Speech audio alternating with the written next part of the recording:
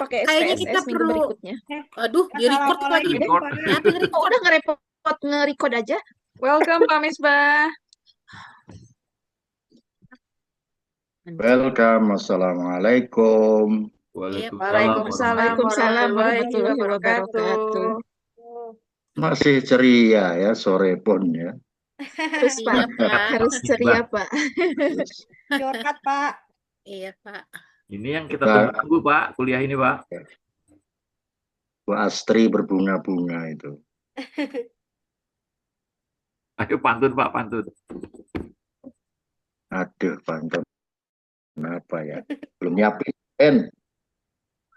Pak Dokter, saya izin off cam ya Pak Dokter, karena lagi berkendara. Siapa? Hari Purnama, izin off cam Pak Dokter, karena lagi berkendara. Oh, no problem.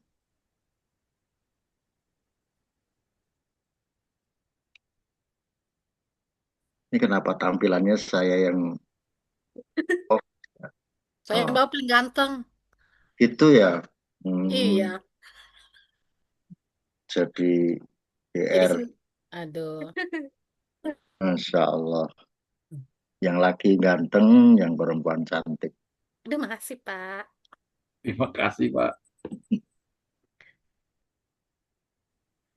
Kalau Pak Hen tuh khas dengan belangkonnya ya. Terima kasih Pak Misbah. Nih ikut-ikut Pak KDM, Pak Misbah, Pak Deddy Mulyadi. Pak KDM lagi tersohor. Betul.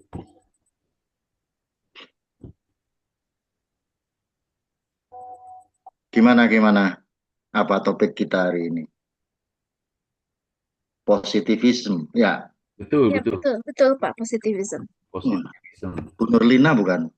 Bukan Pak, Ibu Mary sama Pak Haris. Bu Mary, Iya, Pak. mana Bu Mary? Ini Wajahnya. saya, Pak, di sini. Oh, ada 2 device. Oh, nggak ada, cuma satu device. Oh, iya, belum menampakkan diri. Oh iya betul, harus menampakkan Iya. diri ya Pak. Sama siapa? Sama Bapak. Salah. Sama maaf, Pak. Sama Haris. Ya, Haris. Ya, Haris nanti yang opening, Pak. Saya penutupan. Ya, bagi-bagilah. Iya, Pak.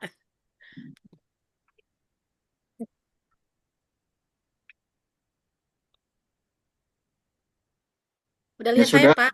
Iya. ya, mulai. Bismillahirrahmanirrahim. Seraris. Share screen dulu mungkin ya. Nah, Iya. Ya. Mau Iya. opening dulu, Seraris. Nah oke.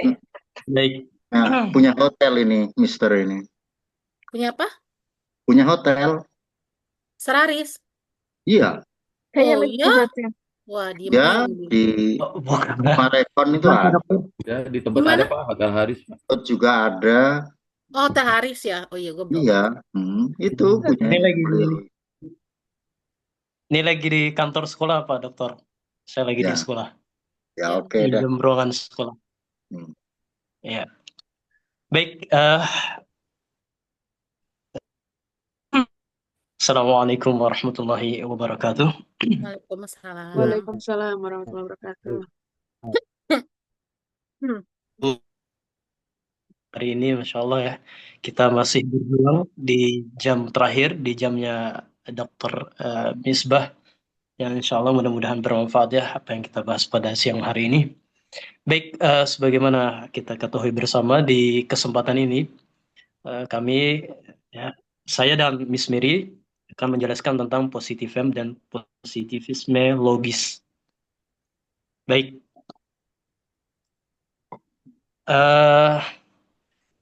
Di sini ada beberapa hal. Ya, nanti ada latar belakang, rumusan masalah, pembahasan, kemudian nanti ada siklus empiris dan juga nanti positivisme logis, keterkaitan positivisme logis, rasionalisme kritis dan teori kritis, dan terakhir nanti adalah kesimpulan. Nah, untuk pemaparan awal nanti akan disampaikan oleh Miss Mary. Miss Mary, silakan. Waktu dan tempat dipersilakan. Oke, positivism and the positivism logis. Bisa next slide. Maaf ya Pak, saya agak batuk soalnya. Nggak apa-apa, Ya, batuk juga enak dengarannya. makasih Pak. Oke, latar belakang adalah latar belakang dari positivism ini adalah abad ke-19, merupakan abad yang dipengaruhi oleh filsafat positivisme dan pengaruhnya sangat terasa di bidang ilmu pengetahuan. Di dalam sejarah filsafat barat, orang sering menyatakan bahwa abad ke-19 itu merupakan abad positivisme, suatu abad yang ditandai oleh peranan yang sangat menentukan dari pikiran-pikiran ilmiah atau ilmu pengetahuan modern. Kebenaran atau kenyataan filsafati dinilai dan diukur menurut nilai positivistiknya. Perhatian ke orang kepada filsafat ditekankan kepada segi-segi praktis, tingkah laku, dan perbuatan manusia.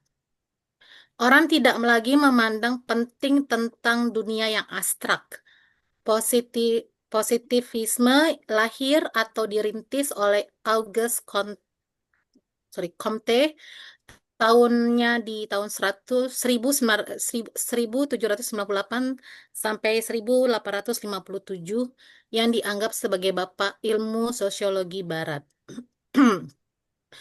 Ia menampilkan ajarannya yang terkenal yang disebut hukum 3 tahap, Law of the Three Stage, sejarah umat manusia, baik secara individu maupun secara keseluruhan telah berkembang menurut 3 tahap, yaitu pertama tahap teologi atau fiktif, tahap metafisik atau abstrak, dan tahap positif atau ilmiah atau real. Maka dari itu dalam makalah ini kami membahas apa itu positivisme logis dan juga siklus empiris. Next slide. Berikut rumusan masalahnya, Pak. Satu, ada apa itu positivisme dan apa itu positivisme logis, apa itu siklus empiris, dan terakhir, apa hubungan positivisme logis, rasionalisme kritis, dan teori kritis. Next slide. Untuk pertama, kita bahas dengan pengertian positivisme. Itu adalah merupakan suatu aliran filsafat yang menyatakan ilmu-ilmu alam atau empiris sebagai satu-satunya sumber pengetahuan yang benar dan menolak spekulasi dari suatu filosofis atau metafisik. Dapat pula dikatakan positivisme ialah aliran yang berpendirian bahwa filsafat itu hendaknya semata-mata mengenai dan berpangkal kepada peristiwa-peristiwa positif. Jadi dapat dikatakan titik tolak pemikirannya apa yang telah diketahui adalah faktual dan positif, sehingga metafisika ditolaknya karena positif adalah dalam antrian segala gejala dan segala yang tampak seperti apa adanya. Sebatas pengalaman-pengalaman objektif, bukannya metafisika. Next slide.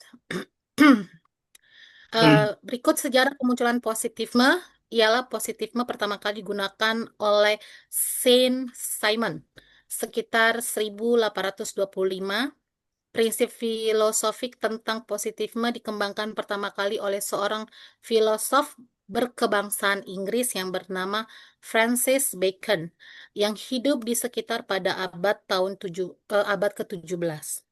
Ia berkeyakinan bahwa tanpa adanya praasumsi, komprehensi pikiran dan a priori akal tidak boleh menarik kesimpulan dengan logika murni.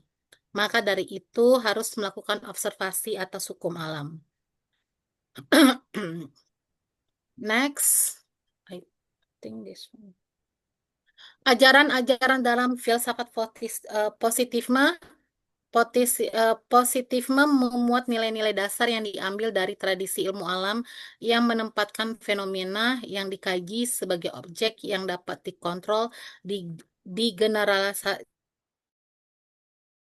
digeneralisasi sehingga gejala ke depan bisa diramalkan.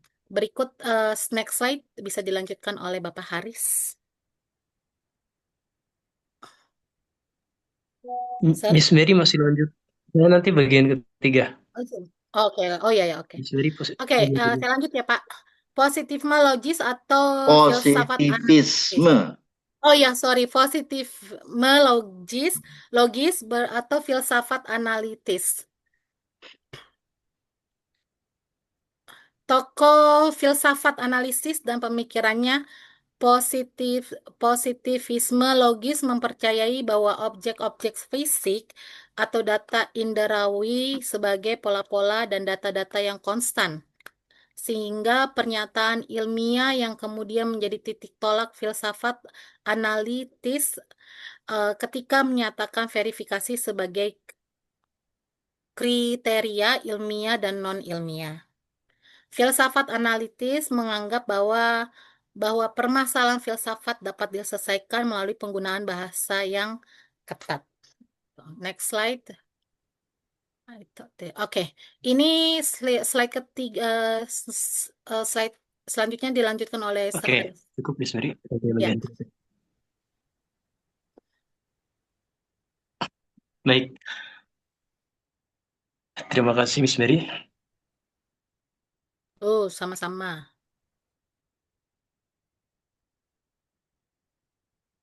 Kesimpulan. Baik teman-teman semua. Empiris. Siklus empiris ini dikenalkan oleh Walter L. Willage, yaitu proses penelitian yang termuat pada 5 komponen. Ya, yang termuat pada 5 komponen informasi dan 6 komponen metodologis. Baik, yang pertama kita akan mengurai 5 komponen informasi. 5 komponen informasi ini yang pertama adalah hipotesa. Teman-teman semuanya, sebagaimana kita ketahui bahwa hipotesa itu adalah jawaban sementara. Jawaban sementara terhadap masalah yang masih bersifat praduga karena harus dibuktikan kebenarannya. Hipotesis ilmiah mencoba mengutarakan jawaban sementara terhadap masalah yang akan diteliti. Baik, kemudian yang kedua, komponen informasi yang kedua yaitu pengujian hipotesa. Jadi tadi yang pertama, setelah itu kita uji pengujian hipotesa. Kemudian yang berikutnya, yang ketiga, keputusan untuk menerima atau menolak, ya. Apakah kita terima atau kita tolak hipotesa tersebut. Dan kemudian yang keempat, komponen informasi yang keempat yaitu generalisasi empiris. Nah, maksudnya apa? Yaitu generalisasi empiris berarti tesis, hukum, atau hipotesis berdasarkan pengamatan terhadap kenyataan tertentu dan spesifik. Dan yang terakhir, komponen informasi yang terakhir yaitu logika dan penarikan kesimpulan. Kemudian, berikutnya 6 komponen metodologis.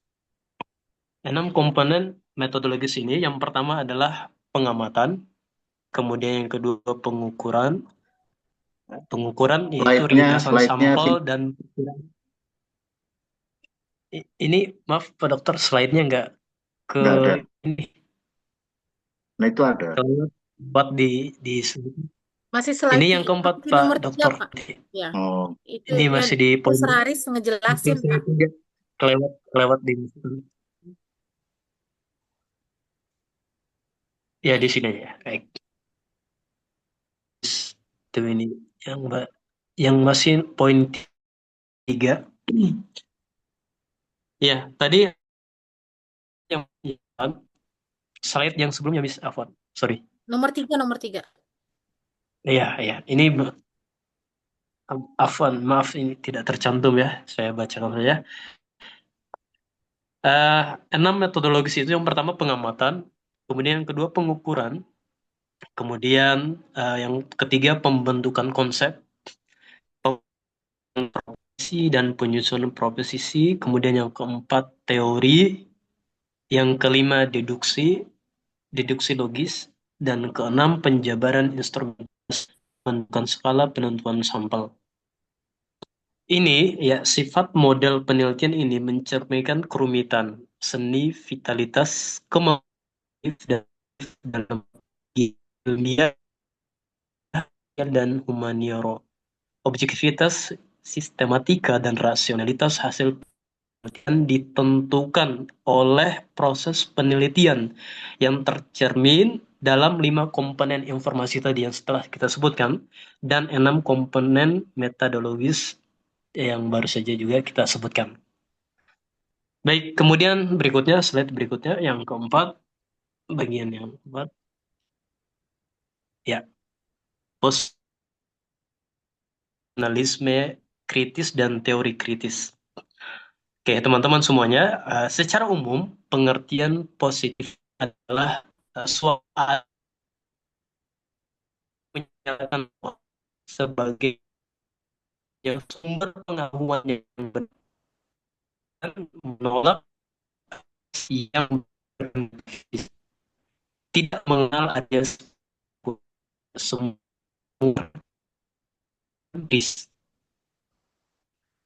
istilah positivisme logis merujuk pada pengertian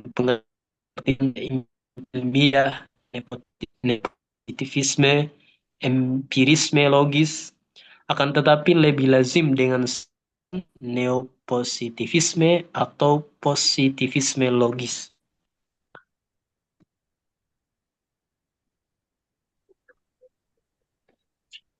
Baik, dan yang slide berikutnya, Miss Twini. Slide berikutnya. Baik, ya teman-teman ya, dan Pak Doktor, kesimpulan yang bisa kami sampaikan di kesempatan siang hari ini, bahwa positivisme merupakan salah satu filsafat ilmu pengetahuan yang memandang bahwa suatu pernyataan seorang ilmuwan dapat dikatakan sebagai ilmu pengetahuan apabila dapat dibuktikan secara empiris, ya, hipotesa secara empiris. Dan salah satu tokoh yang paling populer dalam hal ini adalah Auguste Comte, yaitu 1970 masih ya. Nah, ini teman-teman, bahwa positivisme ini ajaran utamanya itu ya, di slide ini ada 3. Sebenarnya ada lebih dari 3 ya. Di sini kita sebutkan 3. Yang pertama, dalam alam terdapat hukum-hukum. Ya, di dalam alam terdapat hukum-hukum dapat diketahui. Kemudian yang kedua, penyebab adanya dalam alam diketahui. Yang tiga, pernyataan yang secara prinsip dapat tidak mempunyai arti nyata dan tidak masuk akal. Kemudian yang keempat, hanya fakta-fakta saya yang dapat diketahui. Kemudian ajaran utama berikutnya dari positivisme ini adalah perkembangan intelektual merupakan sebab utama perubahan sosial. Baik, teman-teman semuanya dan juga kepada pemaparan singkat dan positivisme logis dari kelompok kami. Mudah-mudahan bermanfaat. Barangkali ada tambahan ataupun saran dari teman-teman ataupun dari Pak Doktor. Terima kasih. Kami kembalikan kepada Pak Dokter. Ya, silakan Pak Dokter Misbah.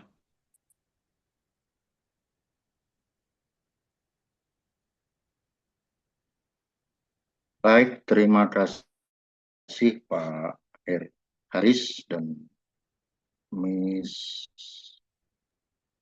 siapa tadi? Mary, Pak. Mary.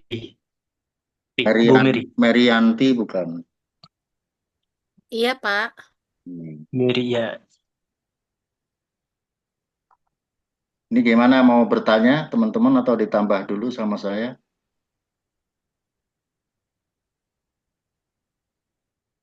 Ditambah. Ditambah dulu boleh, Pak. Ditambah aja, Ditambah, Pak. Pak, ditambah. sepakat ditambah Pak. Iya, Saya itu nyari slide saya yang tahun kemarin tuh nggak ketemu. Jadi ini baru bikin setengah jam yang lalu. Satu wih, jam, Masya Allah Pak. 1 jam yang lalu Luar ini. biasa ini. Hmm. Dalam Positivis waktu singkat. pakai P ya, itu bukan berarti positif Iya Pak. lawan kata negatif, itu bukan. Artinya berdasarkan Iya. fakta objektif positif itu. Pasti, tepat, berguna, benar secara mutlak. Dan prinsip dasar positivisme itu adalah savoir pour prévoir, mengetahui untuk meramalkan, merupakan hasil terapan pengandaian ilmu-ilmu alam. Walaupun penemunya itu adalah Henry Saint-Simon dan Auguste Comte, itu adalah ahli ilmu sosial, yaitu sosiologi. Tetapi justru positivisme ini di kemudian hari banyak diterapkan dalam ilmu-ilmu alam. Itu penelitian-penelitian yang didasarkan pada pembuktian secara empiris. Itu. Kemudian positivisme itu mendasarkan diri pada 3 asumsi: ontologi realis, epistemologi dualis, dan metodologi eksperimental. Ontologi realis, semesta digerakkan oleh hukum alam secara mekanis. Dalam hukum, jika bla bla bla, maka bla bla bla. Ilmu bertujuan menemukan hukum-hukum kausalitas. Jadi dari kegiatan ilmiah, dari penelitian-penelitian itu menghasilkan kesimpulan jika bla bla bla maka bla bla bla. Ini justru temuan ini atau novelty ya. Ini kalau dalam penelitian disertasi memang harus ada malah novelty ini. Jika jadi teori itu salah satu postulatnya seperti ini, jika bla bla bla maka bla bla bla. Yang kedua, epistemologi dualis, ya, gambaran semesta apa adanya tanpa keterlibatan nilai-nilai subjektif peneliti. Ya. Jadi berdasarkan data yang empiris ya di lapangan ya, melalui pengamatan langsung, itu epistemologi dualis. Dan metodologi eksperimental, hipotesis dirumuskan lebih awal dalam bentuk proposisi yang lalu dihadapkan pada verifikasi atau falsifikasi ya. Falsifikasi itu yang membatalkan ya di bawah situasi yang dapat dikontrol. Misalnya falsifikasi itu begini, ada hipotesis ya bahwa atau kesimpulan sementara bahwa sapi Bali itu berwarna hitam. Nah, falsifikasi itu kegiatan yang mencari pembuktian ya untuk mencari ada nggak sapi Bali itu yang warnanya tidak hitam. Nah, dicari terus setiap ketemu sapi Bali oh ternyata warna hitam, ketemu sapi Bali lagi sampai menemukan sapi Bali yang tidak berwarna hitam. Kalau nggak ketemu ya itu diterima gitu bahwa memang sapi Bali itu warnanya hitam. Norma-norma positivisme, pengetahuan harus terbukti lewat rasa pasti. Doktrin pertama positivisme adalah kesatuan ilmu. Ilmu perlu didasarkan pada kesatuan bahasa dan metode. Kemudian pengetahuan bernilai jika bebas nilai. Hasil dari metode verifikasi empiris, bahasa logis, empiris, dan eksplanatoris.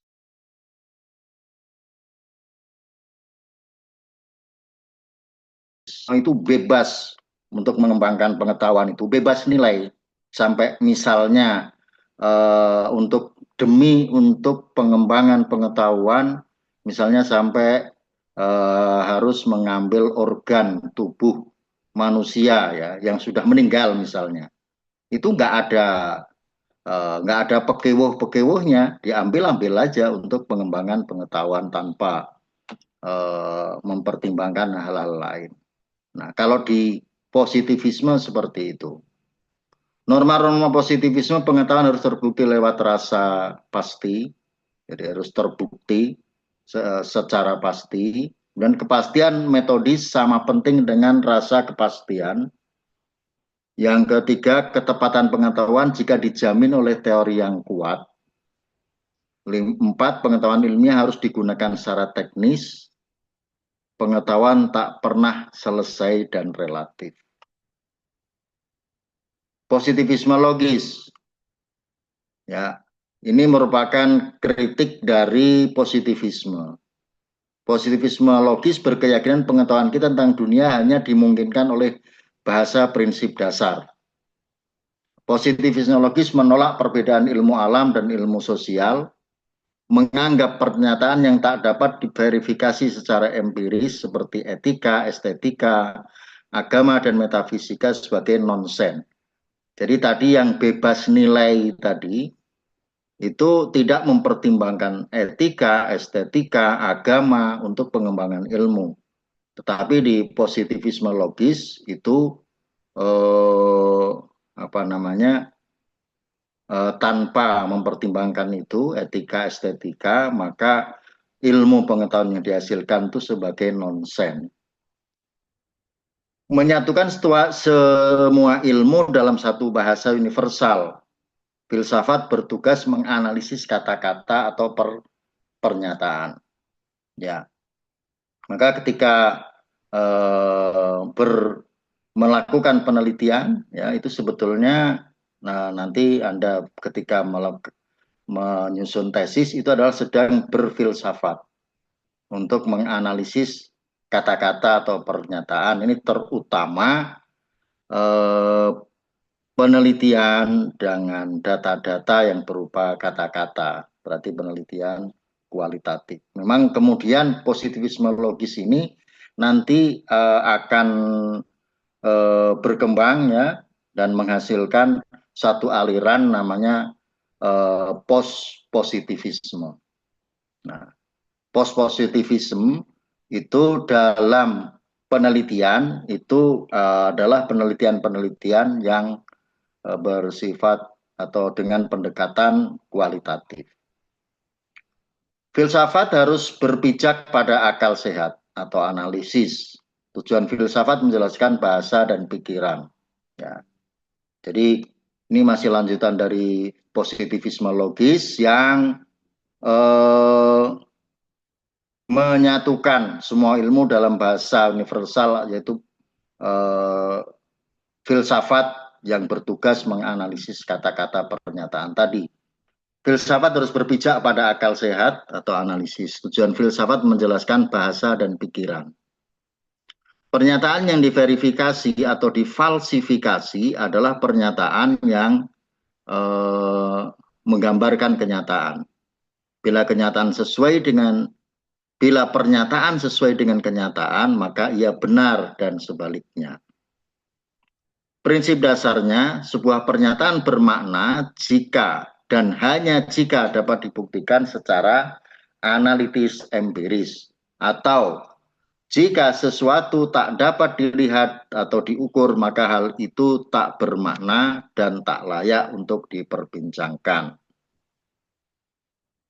Nah, ini kemudian tahun 1980-an itu lahir aliran pospositivisme yang dipelopori oleh Karl Popper, kemudian Kuhn, dan filosof madhab Frankfurt. Asumsi dasar pospositivisme, satu, fakta tak bebas tapi bermuatan teori. Yang kedua, tak satu pun teori yang dapat dijelaskan sepenuhnya dengan bukti empiris.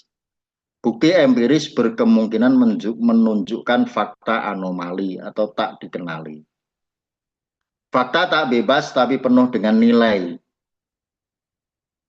Ya. Kemudian hasil penelitian bukan reportase objektif, melainkan hasil interaksi manusia dan alam yang penuh persoalan dan selalu berubah. Ini dalam penelitian itu peneliti merupakan instrumen kunci yang dia berinteraksi langsung dengan responden, dengan informan, dengan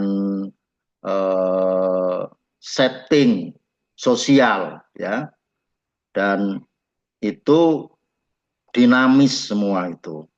Jadi mengalami perubahan-perubahan. Pospositivisme dalam penelitian sosial. Ontologi pospositivisme. Pospositivisme bersifat realisme kritis yang mengakui adanya realitas atau kenyataan sesuai hukum alam. Masuk. Waalaikumsalam, masuk. Namun mustahil manusia melihat realitas secara benar apa adanya. Kita cukup bereksperimen tetapi harus menggunakan metode triangulasi. Gunakan berbagai metode, sumber data, peneliti, dan teori. Ya, bisa triangulasi metode, misalnya ada wawancara, ya, atau interview, kemudian dibuktikan dengan observasi hasil interview itu di lapangan. Lalu bisa lagi memperkuat data dengan studi dokumen. Ada dokumennya enggak? Lalu dokumen itu, ya misalnya ketika bertanya bagaimana Bapak mempersiapkan atau merencanakan pembelajaran bahasa Inggris, kan dijawab itu. Lalu langkah-langkah apa yang Bapak lakukan untuk menerapkan metode ini dalam belajar bahasa Inggris? Nah, dijawabkan. Nah, lalu kita buktikan waktu ngajar observasi. Nah, itu triangulasi. Nah, perencanaan tadi ditanyakan ada itunya Pak, ada modul ajarnya, ada, bisa minta Pak. Nah, kalau udah dikasih kita cocokkan jawabannya dengan atau apa yang ditulis itu mungkin bisa kita tambahkan sebagai data ya untuk melakukan penelitian. Kemudian subjek tetap penting dalam penentuan ada tidaknya realitas objektif.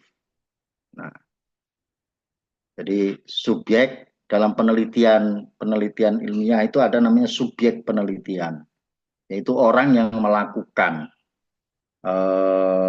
kegiatan yang kita teliti. Kalau penelitian tentang pembelajaran bahasa Inggris, subjeknya ya guru bahasa Inggris. Jadi ini positivisme dalam penelitian sosial. Epistemologi pospositivisme ada 3 asumsi. 1, ilmu pengetahuan diperoleh melalui pencarian relasi kausal dan keteraturan antara berbagai komponen dunia sosial. Di epistem, ilmu tentang pengetahuan. Bagaimana pengetahuan itu diperoleh? Itu melalui pencarian relasi kausal antara keteraturan, ya, kausal, ya, dan keteraturan antara berbagai komponen dunia sosial. Jadi realitas itu tidak tunggal, tetapi ganda, bahkan multiple ya, banyak komponennya. Maka komponen-komponen itu perlu digali, dieksplor ya, untuk mendapatkan data yang lebih komprehensif. Lalu yang kedua, relasi kausal dan keteraturan itu dapat ditemukan jika pemisahan total antara pengamat dan subjek yang diteliti. Yang ketiga, pemisahan ini dapat terjamin melalui penggunaan metode ilmiah. Ya, metode ilmiah itu diawali dari masalah ya, dari pertanyaan penelitian. Kemudian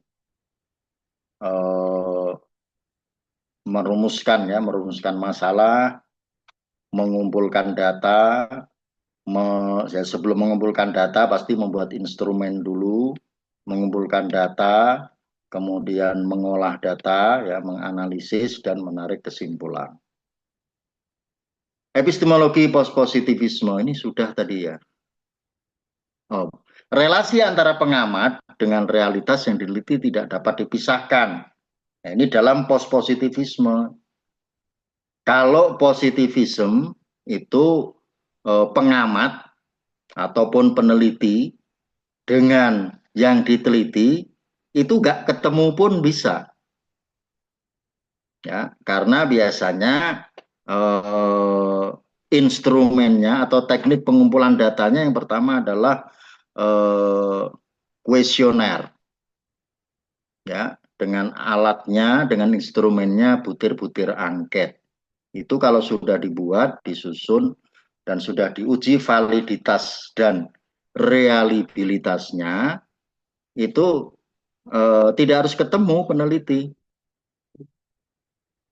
Itu bisa dititipkan ke, misalnya mau meneliti di sekolah teman, dititipkan teman bisa. Atau dibuat sekarang misalnya menggunakan Google Form, nggak harus ketemu bisa. Peneliti-peneliti kuantitatif ya, yang peneliti kuantitatif itu kan dasar paradigmanya itu adalah positivism. Itu bisa menggunakan Google Form aja tanpa ketemu, bisa dari HP. Siapa saja diminta. Subjek tak mungkin dapat mencapai kebenaran jika sebentar, masih nomor 1. Tetapi kalau post-positivism itu pengamat dengan realitas yang diteliti tidak dapat dipisahkan, nggak bisa, mesti turun sendiri peneliti itu. Karena sesungguhnya peneliti itu instrumen kunci. Ketika dia melakukan wawancara, kalau orang lain melakukan, udah mungkin dapat jawaban, udah gitu kan. Tapi kalau peneliti sendiri, oh ini jawaban ini perlu tindak lanjuti dengan pertanyaan lanjutan misalnya. Atau ketika dapat jawaban, peneliti tahu bahwa yang dimaksud bukan itu jawabannya, itu bisa diulang pertanyaannya atau diperjelas. Subjek tak mungkin dapat mencapai kebenaran jika pengamat berdiri di belakang layar tanpa ikut terlibat dalam objek secara langsung. Nah, karena itu hubungan antara pengamat dengan objek harus bersifat interaktif. Namun pengamat harus netral dan subjektivitas dikurangi seminimal mungkin. Nah, memang ada kritik bagi peneliti ya dalam aliran post-positivism ini, dikritik oleh positivisme dari biasnya, terutama kalau meneliti di tempat sendiri ya, itu dikhawatirkan netralitas dan subjektivitasnya tidak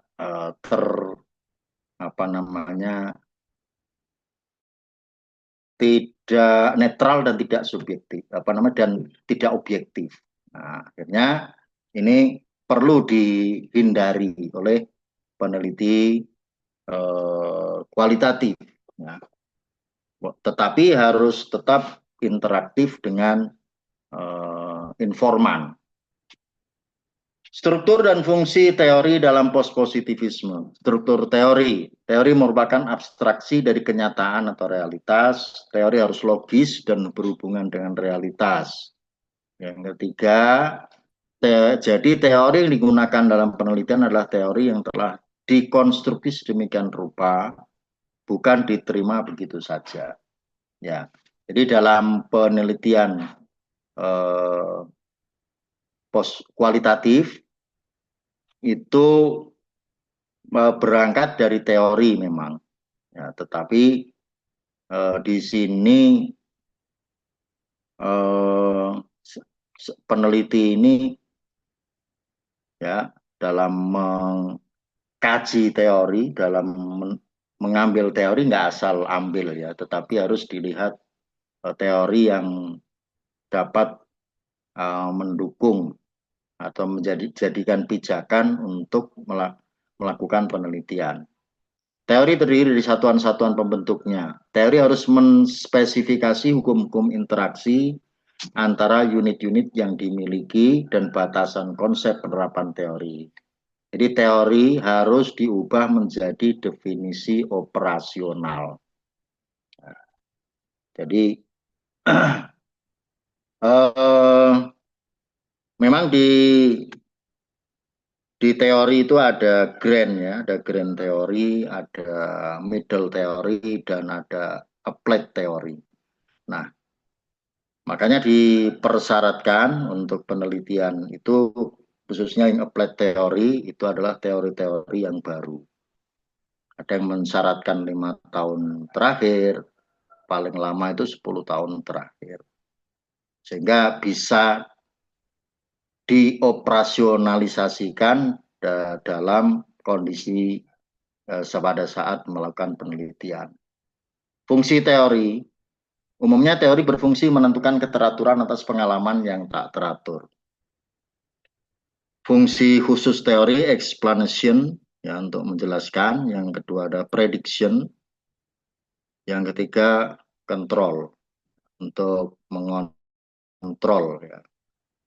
Yang berikutnya kriteria evaluasi dan perbandingan teori. Teori harus akurat, teori harus konsisten, ya. Teori harus memiliki ruang lingkup yang luas, teori harus bersifat sederhana, teori harus menghasilkan. Jadi dari penelitian itu nanti akan menghasilkan teori atau menambah ya teori yang sudah ada menghasilkan teori baru walaupun hanya sedikit, ya, ada penambahan sedikit. Itu kalau di penelitian kualitatif yang merupakan aliran penelitian post-positivism. Proses perkembangan teori, seleksi, konsep abstrak yang mewakili fenomena, pendefinisian secara konseptual dan operasional,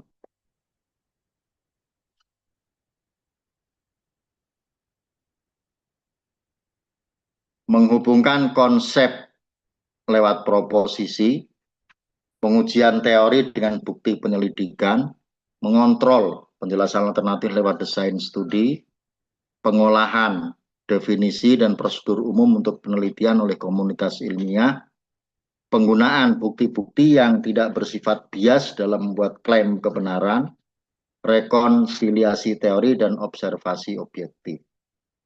Ya. Jadi seleksi konsep abstrak yang mewakili fenomena, itu pertama. Kemudian didefinisikan secara konseptual dan operasional. Jadi secara konsep dan operasional itu definisi yang akan digunakan untuk meneliti. Definisi yang nanti yang menghasilkan ya, menghasilkan instrumen. Kemudian menghubungkan konsep lewat proposisi. Proposisi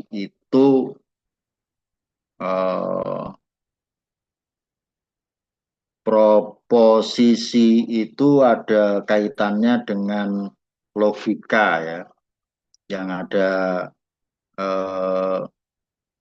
apa namanya,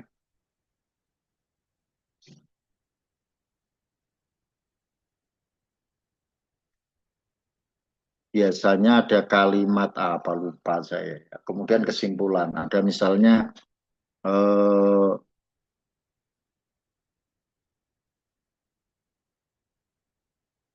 misalnya semua manusia mati. Badu adalah manusia, maka badu akan mati misalnya gitu. Pengujian teori dengan bukti penyelidikan. Ya. Jadi ada penelitian itu berangkat dari teori, kemudian dari teori itu menghasilkan instrumen, ya, instrumen dibawa ke lapangan untuk mengumpulkan data, dilakukan penyelidikan, mengontrol penjelasan alternatif lewat desain studi, ya, desain penelitian. Nah, yang kita tahu penelitian itu ada kualitatif, kuantitatif, dan mix, gabungan kuali dan kuanti. Jadi tergantung dari tujuan dari studi atau penelitian itu. Lalu dipilih metodenya. Nanti itu akan kita bahas di 3 pertemuan terakhir. Ya. Tujuan dari penelitian itu apa? Nanti dipilihlah metode yang tepat dengan tujuan penelitian. Tujuannya untuk mengetahui pengaruh dan seberapa besar pengaruhnya, itu korelasi. Tujuannya untuk melihat perbedaan, ya, perbedaan yang satu dekat, kemudian ada perlakuan, yang satu tidak, itu eksperimen. Tujuannya untuk meningkatkan hasil dengan diberikan tindakan, maka itu penelitiannya adalah action research. Tujuannya untuk mengevaluasi suatu program atau kebijakan, itu penelitian evaluatif. Tujuannya untuk menghasilkan produk, modul, ataupun hasil yang baru. Itu namanya research and development metodenya, dan seterusnya. Lalu penggunaan bukti-bukti yang tidak bersifat bias dalam membuat klaim kebenaran, rekonsiliasi teori dan observasi objektif.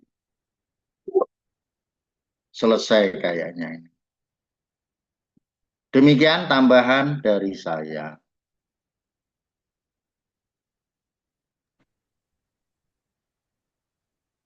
Iya, terima kasih banyak Pak Dr. Misbah, Masya Allah. Tambahannya cukup lebih dari apa yang kami paparkan. Ya, gimana Pak? Untuk pertemuan ini cukup kelompok dari kami apa gimana Pak? Ya, silakan kalau ada yang bertanya ya Ditambah nanya. dengan yang lain. Ya. Kalau ada yang mau bertanya, tanya aja ke Enggak, Bu maksudnya Mary. Iya, Pak. Masih bersama, Bu? Masih, Pak. Ada yang mau bertanya katanya ke Oh iya, Miss silakan Pak Mary. Haris jawab. enggak, bukan pertanyaan, maksudnya di kesempatan ini cukup dari kelompok kami saja Pak. Ada dari kelompok yang lain lagi untuk presentasinya. UAS itu tanggal berapa? Bulan depan ya, kalau nggak UAS Pak Hen bisa bentuk. Mungkin pekan UAS, kedua kali ya? kayaknya sekitar tanggal 15-an segitulah, belasan Pak. Iya, iya. Nggak salah lihat Kalau ya. S1 Agustus, Pak. kan tanggal 7. Iya, lebih awal. Agustus. No, Juli. Agustus ya? Agustus tanggal 1, 2, 3 Agustus tuh. Oh, masih lama. Masih. Udah 1 aja, Pak. Oh, saya minggu berikutnya berarti ya Pak ya. Ya. Padahal Ibu udah pengen banget ya. Iya. Dia nungguin loh, Pak. Mau sekarang? Enggak usah Bapak. Enggak apa-apa. Next Nggak apa-apa aja ya? saya. Beneran Iya, next. nggak apa-apa, Bu? Betul, enggak apa-apa Pak, enggak apa-apa. Takutnya nanti, ya apa-apa. Oh, Enggak apa-apa. Sekarang sih beneran. Nggak apa-apa, Buat Pak. next aja, enggak apa-apa Pak. Next aja, Ya, masih lama. ya. Iya, Masih lama kok. kalau gitu absen aja deh. Baik, Baik. baik Pak. presensi.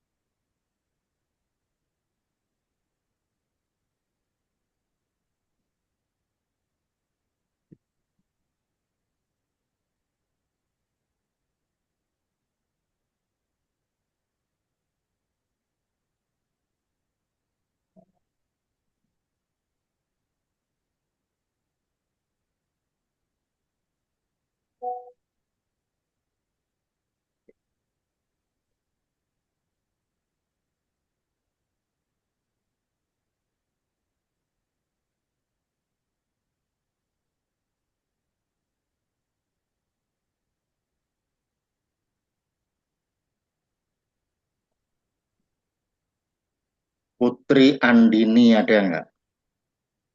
Bapak. Nah, Uni, Ada, Pak. Rahmati, Hadir. Arif Purnama. Hadir Pak, hadir. Oke. Liga Valian Hadir Pak Dokter. Tuhu Wiono. Ada Bapak. Putri Ngawirabaya. Hadir, Pak. Sofiatul Ilmiah. Hadir, Pak. Toto Endroyono. Hadir Pak Dokter. Twini Zulia Pridayana. Hadir, Pak. Ini Nurlina Hadir, Pak. Hasanah. Hadir Bapak. Merianti. Hadir, Pak. Di absen juga dia. Rahayu Erlina. Hadir, Pak. Atifatur Rohmani. Hadir, Pak. Fitri Maulidiyah. Fitri ora ono ya. Rono. Izin ada kegiatan kantor tadi bicara. Zahra Salsabila. Hadir, Pak. Zahra Salsabila. Esther Suryani Banjar Nahor. Hadir Pak Dokter. Panjangnya. Hari Ya, hadir Pak Dokter. Astriye Permatasariye. Hadir, Pak.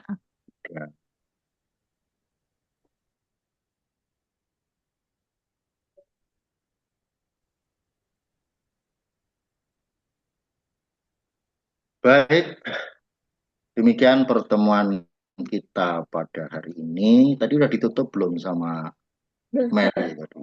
Sudah Pak tadi sama Haris? Udah. Iya. Moga-moga dapat tambahan pengetahuan yang bermanfaat. Amin. Makasih, Pak. Hari ini kalian boleh pulang cepat. Biar yang ngantuk tidur aja lah ya. Tidur dulu itu yang ngantuk. Makasih dan mohon maaf. Assalamualaikum warahmatullahi wabarakatuh. Waalaikumsalam warahmatullahi wabarakatuh. Terima kasih, Pak Bapak Dokter. Dr. Misbah. Pak Dokter Misbah. Emang benar-benar ya pada tidur ya. Siapa yang tidur?